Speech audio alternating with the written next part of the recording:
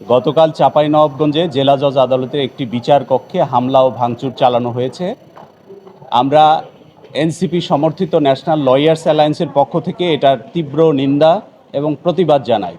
সেই সাথে সরকারের প্রতি আমাদের আহ্বান থাকবে দায়ীদের বিরুদ্ধে ব্যবস্থা গ্রহণ করে দৃষ্টান্তমূলক শাস্তির ব্যবস্থা করা। কারণ আমাদের এই বক্তব্যের মধ্য দিয়ে আমরা দেশ ও জাতিকে এটা জানাতে চাই, আদালত প্রাঙ্গণে মব কালচার বন্ধ হওয়া উচিত।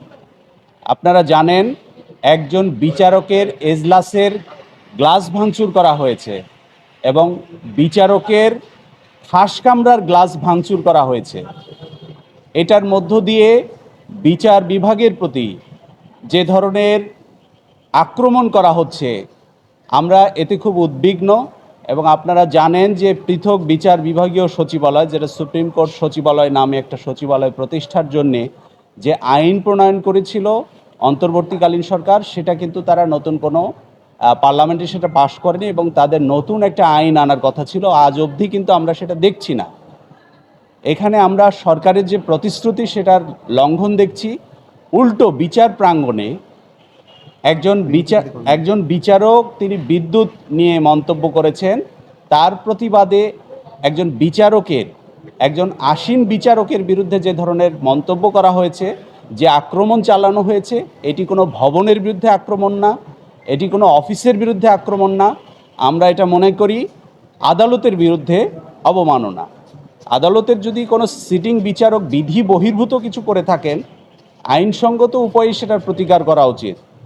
এ বিষয়ে আদালতে কোনো ধরনের আক্রমণাত্মক এবং কোনো ধরনের হুমকি, এগুলো স্বাধীন বিচার বিভাগের পরিপন্থী, স্বাধীন বিচার বিভাগ প্রতিষ্ঠার পরিপন্থী।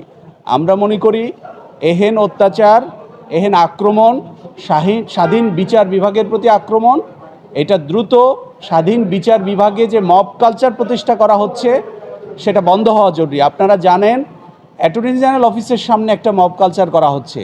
কয়দিন আগে আপনারা জানেন যে আলিফের একটা চোখ তুলে নেওয়া হলো। স্বরাষ্ট্রমন্ত্রী যাওয়া তো দূরের কথা, একটা বিবৃতি পর্যন্ত দেওয়া হয়নি। এই ধরনের রাজনৈতিক ফিল্ডেও আমরা যে মব কালচার দেখছি, সেটা অ্যাটর্নি জেনারেল অফিসের সামনে হচ্ছে এবং সেটা আস্তে আস্তে আদালত প্রাঙ্গণে চলে যাচ্ছে। তাই ন্যাশনাল লয়ার্স অ্যালায়েন্সের পক্ষ থেকে আমরা বিষয়টির তীব্র প্রতিবাদ জানাচ্ছি, ঘটনার সুষ্ঠু তদন্ত দাবি করছি এবং দোষীদের বিরুদ্ধে দৃষ্টান্তমূলক শাস্তির দাবি করছি। সবাইকে অসংখ্য ধন্যবাদ।